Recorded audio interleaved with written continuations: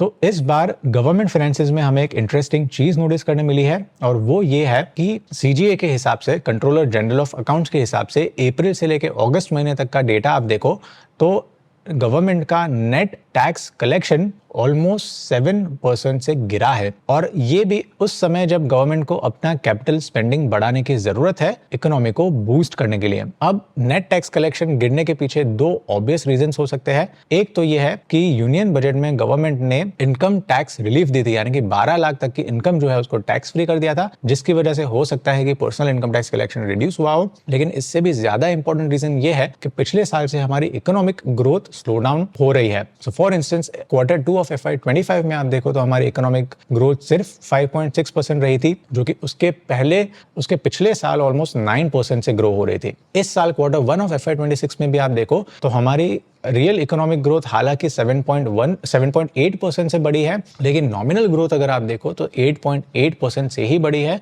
जो कि पिछले 2 सालों में ऑलमोस्ट 10% से ग्रो हो रही थी। तो नॉमिनल ग्रोथ भी स्लो होना, ये इसका सीधा इंपैक्ट पड़ता है टैक्स कलेक्शन पे, जो कि हमें देखने मिल रहा है। अब अगर टैक्स रेवेन्यू कलेक्शन गवर्नमेंट को बढ़ाना है तो फिर नेचुरली गवर्नमेंट को इकोनॉमी को बूस्ट करना पड़ेगा। अब सेंट्रल गवर्नमेंट के पास 2 मुख्य टूल्स है इकोनॉमी को बूस्ट करने के लिए। ये कौन से है? वेल, सबसे पहला तो है कि गवर्नमेंट इकोनॉमी में स्पेंडिंग बढ़ा सकती है, और स्पेंडिंग में भी स्पेसिफिकली क्वालिटी ऑफ स्पेंडिंग ज्यादा इंपॉर्टेंट है। यानी कि गवर्नमेंट जो है वो अपना कैपिटल एक्सपेंडिचर बढ़ा सकती है। कैपिटल एक्सपेंडिचर उस तरह का एक्सपेंडिचर है जिसका बेनिफिट जो है वो इकोनॉमी को 1 साल के बाद भी मिलता रहेगा। सो फॉर इंस्टेंस अगर गवर्नमेंट ने इंफ्रास्ट्रक्चर पे स्पेंडिंग किया, roads, canals, bridges, dams, railways, airports, इन सारों पे स्पेंडिंग किया, तो इससे लॉन्ग टर्म जॉब्स क्रिएट होगी, और लॉन्ग टर्म जॉब्स क्रिएट होने से गुड्स एंड सर्विसेज की जो डिमांड है वो भी बूस्ट होगी, और हमारी इकोनॉमिक ग्रोथ को एक स्ट्रक्चरल मोमेंटम मिलेगा। और यही गवर्नमेंट इस साल कर रही है। इनफैक्ट पिछले साल इकोनॉमी स्लो डाउन हुई थी, इसके पीछे एक कारण तो ये है कि इलेक्शंस थे, जिसके कारण गवर्नमेंट के जो रिसोर्सेज है वो इलेक्शन के कार्यों में लग गए थे और गवर्नमेंट कैपिटल स्पेंडिंग नहीं कर पा रही थी। इस साल गवर्नमेंट ने कैपिटल स्पेंडिंग बढ़ाई है, और इनफैक्ट सीजीए के हिसाब से अप्रैल से लेकर अगस्त महीने तक अगर आप गवर्नमेंट का कैपिटल स्पेंडिंग देखो ऑलमोस्ट 43% जितना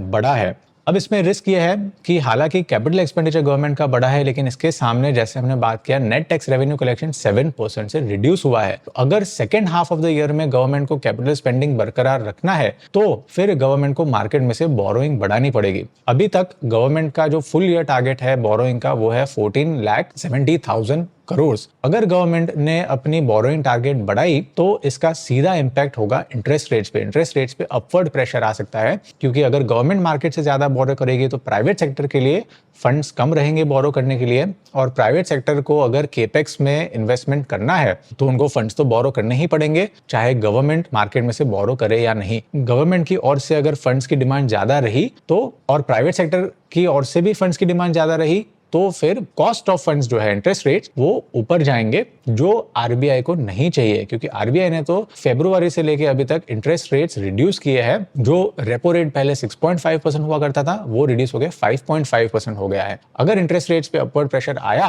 क्योंकि गवर्नमेंट ने बोरोइंग टारगेट अपना बढ़ाया, तो फिर आरबीआई के जो एफर्ट्स है मॉनेटरी पॉलिसी में वो व्यर्थ हो जाएंगे, और ये गवर्नमेंट को भी नहीं चाहिए। तो कैपिटल स्पेंडिंग बोरो करने के लिए गवर्नमेंट अपना बोरोइंग बढ़ाए मार्केट से, ये गवर्नमेंट नहीं करेगी, ऐसा मुझे लगता है। तो बोरोइंग नहीं करेगी, इसके सामने फिस्कल डेफिसिट टारगेट भी जो है वो गवर्नमेंट ने फुल ईयर का 4.4% ऑफ जीडीपी रखा है। फिस्कल डेफिसिट यानी कि एक्सपेंडिचर माइनस रेवेन्यू। अगर गवर्नमेंट ने कैपिटल स्पेंडिंग बढ़ाया तो एक्सपेंडिचर बढ़ेगा और रेवेन्यू तो स्लो हो ही रहा है, तो फिस्कल डेफिसिट टारगेट जो गवर्नमेंट ने 4.4% रखा है वो भी गवर्नमेंट अचीव नहीं कर पाएगी। अगेन मार्केट को एक सिग्नल जाएगा कि गवर्नमेंट का फिस्कल डेफिसिट टारगेट बढ़ रहा है, तो शायद नेक्स्ट ईयर गवर्नमेंट अपना बोरोइंग टारगेट बढ़ाएगी। इससे भी इंटरेस्ट रेट्स पे अपवर्ड प्रेशर आ सकता है। तो गवर्नमेंट को डिसिप्लिन रखनी है कि वो फिस्कल डेफिसिट टारगेट को इस साल मीट कर पाए। तो गवर्नमेंट क्या कर सकती है? वेल, सेकेंड टूल जो है गवर्नमेंट के पास वो है कि टैक्स रिड्यूस करना। अब टैक्स रिड्यूस करने से भी इकोनॉमी को बूस्ट मिल सकता है, क्योंकि लोग जो है वो अपना स्पेंडिंग बढ़ाएंगे, कंजम्पशन बढ़ाएंगे। और आप में से कई लोगों ने अगर इकोनॉमिक्स पढ़ा हो तो आपने लाफर कर्व का कॉन्सेप्ट सुना होगा शायद। बेसिकली लाफर कर्व ये कहता है कि अगर इकोनॉमी में टैक्स रेट्स हाई हो तो फिर गवर्नमेंट का टैक्स रेवेन्यू कलेक्शन जो है वो लो होगा, जो कि काउंटर इंट्यूटिव है। लो क्यों होगा? क्योंकि काफी सारे लोग जो है वो टैक्स इवेशन करेंगे, या अगर टैक्स इवेशन नहीं किया तो भी हाई टैक्स होने से लोगों का कंजम्पशन जो है वो कम होगा, और कंजम्पशन कम होने से टैक्स रेवेन्यू कलेक्शन भी कम होगा। तो बहुत हाई रेट्स हो तो ये एफिशिएंट नहीं है गवर्नमेंट के लिए। इसके सामने बहुत ज्यादा लो रेट्स हो, टैक्स रेट्स, तो भी गवर्नमेंट के रेवेन्यू कलेक्शन के लिए एफिशिएंट नहीं है, क्योंकि फिर भी रेवेन्यू कलेक्शन कम होगा। तो एक रेंज है समवेयर इन द मिडिल जहां पे गवर्नमेंट का रेवेन्यू कलेक्शन जो है वो मैक्सिमाइज हो पाए, जो कि हाई टैक्स रेट भी नहीं है, लो टैक्स रेट भी नहीं है, समवेयर इन द मिडिल। तो हमारी गवर्नमेंट ने जीएसटी टैक्स रेट्स जो रिड्यूस किए हैं, जो कि सितंबर 22 से इफेक्ट लिया है, इसके पीछे लाफर कर्व का कॉन्सेप्ट ही है कि गवर्नमेंट की होप ये है कि जीएसटी रेट्स रिड्यूस करने से इकोनॉमी में कंजम्पशन बढ़ेगा तो गवर्नमेंट का टैक्स रेवेन्यू कलेक्शन भी बढ़ेगा। और इनफैक्ट हालांकि टैक्स रेट रिड्यूस करने से इस साल 48,000 करोड़ का लॉस एक्सपेक्ट किया है गवर्नमेंट ने, लेकिन ओवरऑल जीडीपी को ऑलमोस्ट 2 लाख करोड़ जितना बेनिफिट मिलेगा, ऐसा फाइनेंस मिनिस्ट्री का अनुमान है। तो जीएसटी टैक्स रिड्यूस इसलिए किए हैं क्योंकि गवर्नमेंट अपना टैक्स रेवेन्यू कलेक्शन बढ़ सके, लेकिन इकोनॉमी को बूस्ट भी मिल सके, स्पेशली उस समय जब टैरिफ की इम्पैक्ट अनसर्टेन है इकोनॉमी में। तो गवर्नमेंट ने तो एस्टिमेट किया है कि 2 लाख करोड़ जितना बेनिफिट इकोनॉमी को मिलेगा।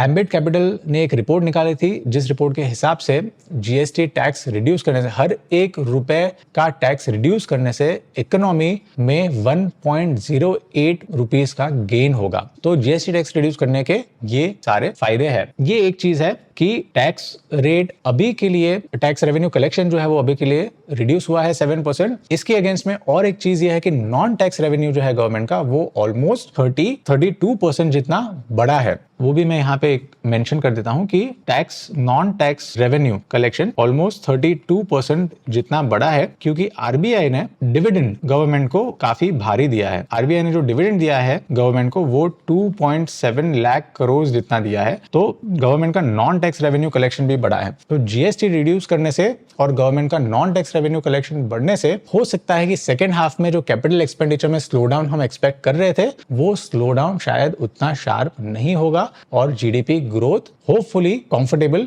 लेवल्स पे रहेगी। तो आज के लिए इतना ही। आई होप ये गवर्नमेंट फाइनेंसेस का डिस्कशन करके आपको इंपॉर्टेंट इंसाइट्स मिली हो। मिलते हैं अगले हफ्ते। इस हफ्ते के लिए इतना ही। Have a good week.